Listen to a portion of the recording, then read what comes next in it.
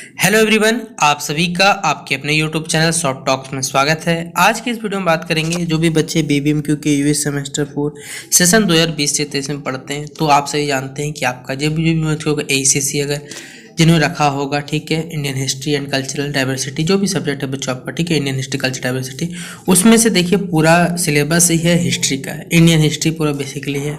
फिर हमारे झारखंड की कुछ स्टडी है, तो झारखंड का स्टडी हिस्ट्री जो रिलेटेड सब्जेक्ट है, मतलब जो टॉपिक है वो तो बताना थोड़ा सा मुश्किल है, क्योंकि पूरा कवर करना तो एग्जाम के टाइम में इम्पॉसिबल है। और साथ ही साथ आपसे बच्चों को इतना ज़्यादा सपोर्ट मिल रहा है कि कुछ कहना ही नहीं है, तो दोनों ही बहुत फैक्टर करते हैं यहाँ पर। तो मेरे द्वारा देखिए यहाँ पर हिस्ट्री का 2 लेक्चर जहाँ तक मुझे याद है शायद मैंने अपलोड कर दिया है, ये तीसरा लेक्चर है हिस्ट्री का। तो अगर आपको ये वीडियो पसंद आता है तो वीडियो को लाइक कर दीजिएगा, चैनल पे न्यू आए तो चैनल सब्सक्राइब करिएगा, शेयर पसंद आए तो शेयर करिएगा, नहीं पसंद आए बस शेयर करिएगा, आगे आपकी मर्जी। देखिए थोड़ी सी बातें यहाँ बता देता हूँ। हिस्ट्री बेसिकली हमारा 3 भागों में बटा हुआ है, एंशिएंट इंडिया, मेडिवल इंडिया और मॉडर्न इंडिया। एंशिएंट इंडिया प्राचीन हमारा भारत हो गया, मेडिवल इंडिया मध्यकालीन भारत, मॉडर्न इंडिया मतलब जो हमारा नया भारत चल रहा है वो, जो मतलब सीधा बात 1947 तक का जो पीरियड है वो मॉडर्न इंडिया के अंतर्गत आता है। एंशिएंट इंडिया 3 भागों में बटा हुआ है, प्री हिस्टोरी, प्रोटो हिस्टोरी और हिस्टोरी। बेसिकली ये कब से कब तक है ये हमें जानना है। प्री हिस्टोरिक में देखिए 2 भाग होते हैं, एक स्टोन एज होता है, कॉपर एज होता है। इसमें भी देखिए कैटेगरी वाइज किया स्टोन एज को, जहाँ पर हम लोग पुरातत्व पढ़ते हैं, पैथोलिक एज, मेसोलिथिक एज और न्यूलिथिक एज जिसे हम लोग कहते हैं बेसिकली।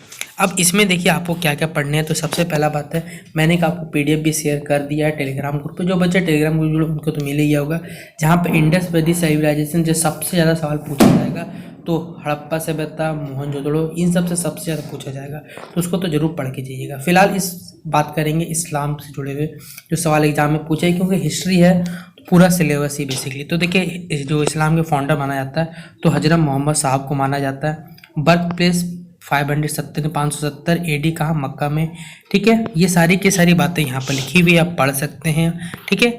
अब हमारे इतिहास देखिए, हमारे सीधा बता हमें जहाँ क्वेश्चन पूछा जाने वाला वो बता रहा हूँ, ये पूरा बताने के देखिए समय थोड़ा सा आपको बता दूंगा, वीडियो बहुत बड़ा लंबा चल जाए, सबसे बड़ा दिक्कत है। तो जितना हो सके आप लोग स्क्रीनशॉट लेते चलिएगा जहाँ तक आपको हो सके, ठीक है। हम लोग बात करते हैं देखिए भारत में, मध्यकालीन भारत जो जहाँ शुरू होगा, तो भारत में देखिए जो अरबों का आक्रमण हुआ था, अरबियन का जो आक्रमण होता, तो सबसे पहले किसने किया था, तो मोहम्मद बिन कासिम ने किया था। इनका टाइम पीरियड क्या था, 712 से 714 ईस्वी तक, ठीक है। ये मध्यकालीन भारत का पहला यहाँ से स्टार्ट होता है। तो भारत पे आक्रमण करने वाले सबसे पहला मुस्लिम शासक कौन था, तो वो था मोहम्मद बिन कासिम। इसने क्या था, सिंध पर क्या किया था, आक्रमण करके। दाहिर नाम का एक शासक था जो सिंध प्रांत का था बेसिकली, उसने क्या किया था, तो जिसे आप जानते हैं इराक से क्या होता था, सामान ट्रांसपोर्ट होता था बाय सी रूट के थ्रू। तो ये जो कैरेक्टर है यहाँ पर हमारे पास दाहिर नाम के, ठीक है, इन्होंने क्या किया था, वो जो पोड़ या कह सकते बच्चों जो नाव उसे लूट लिया था, और इन्होंने कहा था मोहम्मद बिन कासिम कि आप लोग मुझे लौटा दो, लेकिन ऐसा कुछ हुआ नहीं। तो दोनों के बीच में बेसिकली एक कह सकते वार हुआ था, जिसके कारण क्या हुआ, तो इन्होंने भारत पर सबसे पहले आक्रमण किया। इसे कहा जाता है मोहम्मद बिन कासिम और अरबों का प्रथम आक्रमण, ठीक है। दाहिर क्या थे, हिंदू शासक थे। तो भारत में याद रखिए जजिया, जजिया बेसिकली टैक्स होता है जो लगाया गया था। तो सबसे पहले जजिया जो कर लगाया था उन्होंने लगाया था, जो भी इतने भी आदमी कुल आय है, तो कुल आय का 1/2 से लेकर 2/3 भाग उन्हें देना पड़ता था। विकलांग, विधवा एवं ब्राह्मणों को ये नहीं देना होता था, ये जजिया टैक्स था। इसे भारत में क्या कहा था, यही जो हमारे कह सकते कुछ करेक्ट है, इन्होंने क्या किया था, सबसे पहले स्वर्ण सिक्के चलाए, जिन्हें हम लोग क्या कहते हैं, दिरहम के नाम से जाने जाते हैं, यूएई की जो करेंसी बेसिकली। अब देखिए कुछ कुछ बुक्स से हमें जानते हैं, कह सकते हैं बच्चों, यहाँ पर चरक संहिता हो गया, पंचतंत्र हो गया।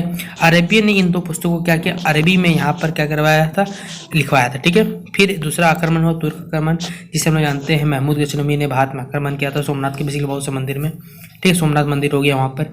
तो सेंट्रल एशिया का पार्ट है गजनी, गजनी का शासक था, गजनी वंश था, गजनी राष्ट्र फाउंडर था कौन था, अलाउद्दीन था, और अलाउद्दीन का एक गुलाम था शायद, जहाँ तक हिस्ट्री में लिख पा स्लेब है, इसका नाम था क्या था, सुबुक्दीन शायद नाम था, यहाँ तो मुझे याद आ पा रहा है, ठीक है। इसके बेटे का नाम था क्या, महमूद गजनवी थे। और इन्होंने क्या भारत पे 1000 ईस्वी से लेकर 1000 ईस्वी तक 70 बार आक्रमण किया। पहला जो आक्रमण था, देखिए इतना डिटेल में नहीं आएगा, पहले बता दे रहा हूँ, कुछ कुछ टॉपिक आप लोग पढ़ लीजिए। देखिए इतना बता के थोड़ा वीडियो बहुत लंबा चल जाएगा, क्योंकि आप समझ रहे हिस्ट्री का वीडियो में कितना भी कर लो 10 मिनट के अंदर नहीं बना सकता। तो आप लोग इस बात को याद रखिए, इसलिए मैं देखिए ऊपर ऊपर जितना हो सकता है थोड़ा थोड़ा समझा दे रहा हूँ, थोड़ा थोड़ा बता दे रहा हूँ, ठीक है। बाकी आप लोग स्क्रीनशॉट लेते चलिएगा, क्योंकि पीडीएफ नहीं दे सकता, कुछ टर्म्स एंड कंडीशन मेरे भी यहाँ पर अवेलेबल है। तो देखिए यहाँ से तो पहले इतना याद रखिएगा, ये आपको पढ़ना नहीं, इस टॉपिक को उतना ज़्यादा डिटेल में नहीं रखना है, क्योंकि एग्जाम में भी नहीं पूछा जाता है। मोहम्मद गौरी वाला पीरियड पढ़ लीजिएगा, ये थोड़ा सा इंपॉर्टेंट टॉपिक है, आप लोग देख लीजिएगा इसे, जो स्क्रीनशॉट या फिर वीडियो को पॉज करके लिखते रहिएगा, जैसे लिखना है वो आप लोगों की मर्जी। तो ये हो गया महमूद गजनवी वाला पीरियड। ठीक है बच्चों, मोहम्मद गजनवी वाला मोहम्मद गौरी वाला पीरियड हो गया। इसको स्क्रीनशॉट रख लीजिएगा अपने पास। अब देखिए अगला हमारे पास है दिल्ली सल्तनत। देखिए यहाँ से थोड़ा पढ़ते चलिएगा, आपको मालूम होगा बचपन में पढ़ते आ रहे गुलाम वंश हो गया। ठीक है, पहला कौन था इसका, कुतुबुद्दीन ऐबक। ठीक है, इसके पहले सबसे राजधानी क्या थी, लाहौर थी। ये सारी की सारी बातें देखिए यहाँ पूछा जा सकता है, क्यों हिस्ट्री से जुड़ा हुआ है ना मेन बात।